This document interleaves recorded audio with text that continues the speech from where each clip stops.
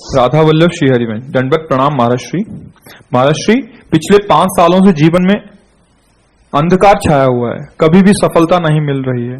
जीवन में आगे क्या करूं क्या ना करूं समझ नहीं आ रहा। सफलता किसे माना है आपने? महाराज जी, श्री जी मैं पढ़ाई पूरी की और मैंने श्री जी से कहा कि मैं अब क्या करूं, तो उन्होंने मुझे कुछ संकेत दिए थे कि आप सरकारी में जाइए और प्रभु की सेवा करिए। फिर सफलता नहीं मिल रही उसमें एग्जाम में, और अब आप हमारी बात समझिए। आपको श्री जी ने संकेत किया और आप सफलता नहीं प्राप्त कर, दोनों बातें झूठी है ना, दोनों बातें झूठी हैं। आप सत्य को स्वीकार कीजिए। श्री जी के संकेत को आप जानने लगे।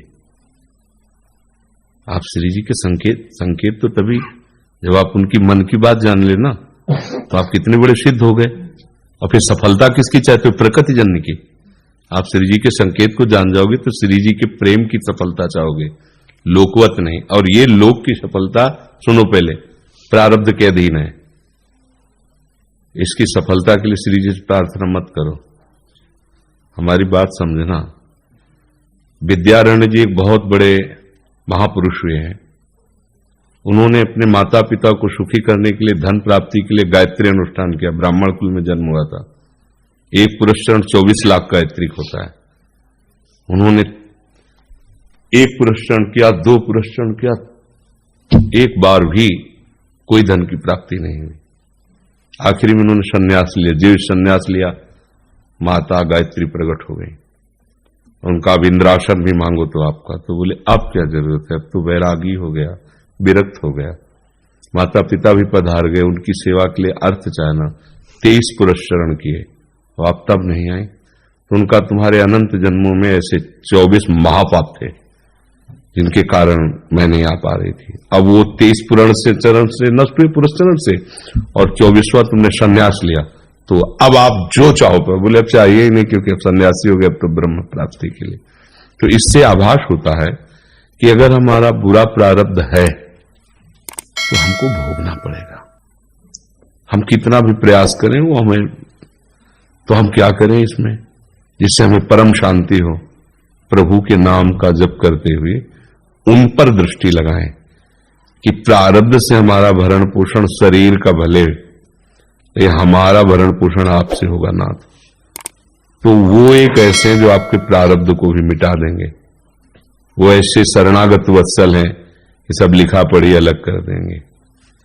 सुदामा जी को दरिद्रता का योग था।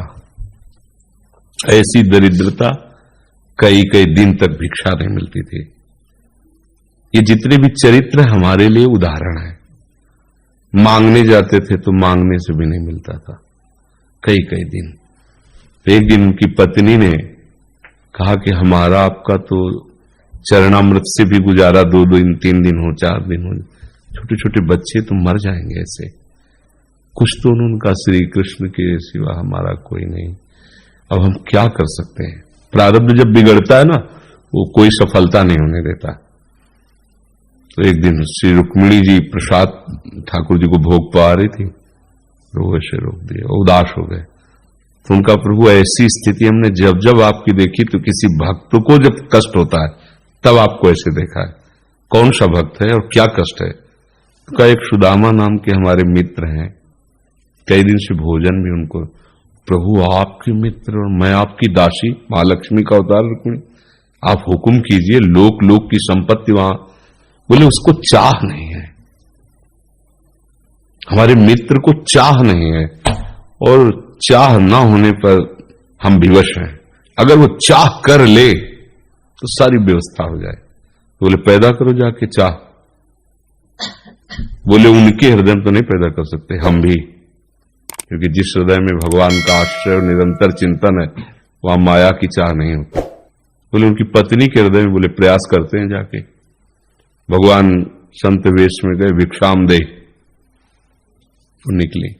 अतिथि का सत्कार करना गृहस्थ का धर्म होता है। हाथ जोड़ा और कहा हम असमर्थ हैं, आपको भिक्षा नहीं दे सकते। क्यों? बोले हम अपवित्र हैं। हमारे ऊपर सूतक लगा हुआ है। किस बात का सूतक? हमने एक पुत्र जन्मा है तो ठीक है, हम 10-12 दिन बाद आ जाएंगे। बोले नहीं, आजीवन अपवित्र रहेंगे। तो ऐसा कौन सा? बोले दरिद्रता रूपी। विद्वान की पत्नी है तो ऐसे उनका दरिद्रता रूपी पुत्र का जन्म, अर्थात सीधे कि मैं नहीं दे सकती या देने योग्य नहीं, ऐसा न कहीं उनका मैं अपवित्र हूं। तो उनका दरिद्र कैसे हो सकती हो? जिनके पति के मित्र द्वारिकाधीश भगवान श्री कृष्ण है, वो दरिद्र कैसे हो सकता है? एक बार कहो ना अपने पति से। चले गए। जो सुदामा जी आए तो उन्होंने कहा कि देखो आज एक अतिथि आए थे, उनको मैं कुछ नहीं दे पाई, मुझे बहुत कष्ट है कि मेरे पुत्र और आए हुए अतिथि का भी हम स्वागत नहीं कर सकते, उनका भरण आपके मित्र द्वारिकाधीश प्रभु श्री कृष्ण। सुदामा जी ने कहा, बोले चले जाओ ना, वो कुछ न कुछ सहयोग कर देंगे। तो बोले हम ऐसे मित्र नहीं बनाए कि वो हमारा सहयोग करें, कभी नहीं, मर जाऊंगा पर उनसे ये नहीं कहूंगा कि आप हमारा। बोले मत कहना, दर्शन के लिए तो चले जाओ, वो सुना है इतने उदार हैं कि वो जाने पर ही दे देंगे। स्वामी ने कहा दर्शन के लिए तो जा सकते हैं, बहुत दिन हो गए, ठीक है, पर मित्र के पास जाए तो कुछ लेके जाना चाहिए, मेरे पास तो कुछ नहीं है ना। पड़ोस में जैसे किसी से मांगने गई तो अरे समय जब बिगड़ता कोई नहीं होता साथ। एक ने थोड़ी उदारता दिखाई तो चावल पछोड़ने पर जो आगे कणका होते चावल के, जो प्राय वो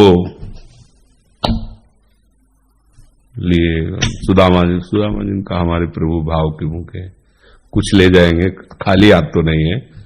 पोट्री में सारांश में बता रहे हैं, द्वारपालों ने देखा कि हड्डी हड्डी शरीर में कई जगह से फटे वस्त्र, बेवाई फटी हुई, मतलब दिखाई दे रहा था दरिद्रता की मूर्ति है। तो उनका किससे मिलना है तुमको? तो उनका श्री कृष्ण से। बोले संभाल के बोलो, क्योंकि पार्षद है, अनंत कोट ब्रह्मांडों के नायक प्रभु के ऐसे बोलते कोई श्री कृष्ण को ऐसे गली आए, उनका जाके तो तुम बोलो ना, श्री कृष्ण से जाके कह दो कि एक सुदामा नाम के ब्राह्मण आए हुए। पार्षद प्रभु बड़ा अजीब आदमी है, आपका नाम बिना किसी सभ्यता के ले रहा है। वो कह रहा श्री कृष्ण से कह सुदामा, कूद पड़े, भगवान दौड़े। वो पार्षद वो सब की ब्रह्मा जी शंकर जी आते हैं तो वहां खड़े रहते हैं घंटों, भगवान ऐसे भागे जाके। सुदामा जी को पता चला हमारे रुक्मिणी जी के महल में, रुक्मिणी जी के पलंग पर बैठाते हैं, स्वयं चरण पखारते हैं सब। अब ये वैभव, क्या हालचाल है, कैसे हो? प्रभु आप सब जानते हो, आपकी बड़ी कृपा है। तो ब्याह हो गया, हाँ ब्याह भी हो गए, बच्चे भी हो गए। हमारे पास आए तो कुछ तो लाए ही हो गए। अब वो सड़े से कपड़े में चावल, कैसे बड़ी बड़ी वो वैभव, महारानियां सब भगवान का। चुप ऐसे बोले देखो फिर चुप कर रहे हो, हमारे हिस्से की चोरी पहले की थी और फिर चुप कर रहे हो। अभी हिम्मत नहीं पड़ रही थी, इतने महामहिम प्रभु को कैसे हो तंदुर। भगवान ने ऐसे छीला, ओहो आज तक मुझे ऐसा स्वाद नहीं मिला। भगवान बड़ाई कर रहे, देखो रुक्मिणी जी की आंखों में आंसू आ गया उधर से। भगवान पकड़ लिया हाथ, बस प्रभु हम आपकी सिवा नहीं रह सकती हो। भगवान तो सुदामा जी का स्वागत सम्मान को अच्छे कपड़े पहनाए। जब चलने लगे ना तो भगवान की तरफ वो देखते, मतलब कामना नहीं पर कि देखा पत्नी कह रही थी जाओगे कुछ न कुछ, चले प्रभु, हाँ ठीक, इधर से ऐसे चले जाना, हाथ भी खाली। प्रभु ने कहा देखो ये कपड़े जो है ना महंगे हैं, रास्ते में तुम्हें चोर बदमाश तुम अपनी पोशाक पहने इनको उतार दो। बोले बड़ी कृपा, कपड़े भी उतार रहे और रास्ते में सोचे जा देखो निगेटिवली सोच रहे, मेरे श्री कृष्ण मुझे कितना प्यार करते हैं।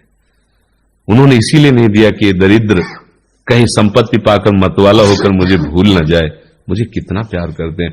प्रभु के प्यार में मगन होकर सुदामा पुरी खड़ी जैसे द्वारिका, तो उनको भ्रम हुआ कि मुझे लगता है चलते चलते मैं पुनः द्वारिका आ गया। तो आप पूछ रहे हैं कि ये किसका है?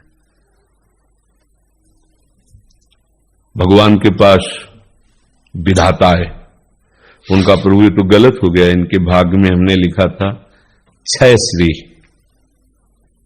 ऐश्वर्य का नाश, जीवन में नहीं ऐश्वर्य, 6 श्री। भगवान ने उसका उल्टा कर दिया यक्ष श्री। जैसे कुबेर का अथाह धन का खजाना, त्रिभुवन का खजाना वही है कुबेर के पास, जैसे कुबेर का खजाना यक्ष श्री।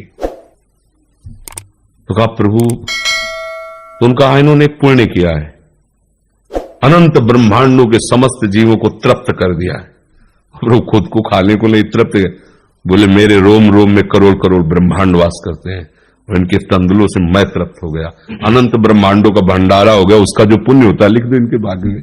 अब किसी की चलेगी प्रभु के आगे? तो एकमात्र प्रारब्ध को मिटाने वाले भगवान है। कर तुम अकर तुम अन्यथा कर तुम। तो आप भगवान की शरण होकर उनका नाम जप कीजिए और उनसे प्रार्थना कीजिए कि आपको उचित लगे तो समस्या का समाधान कर दीजिए, नहीं तो मुझे समस्या से लड़ने का बल और विवेक दीजिए, बात बन जाएगी।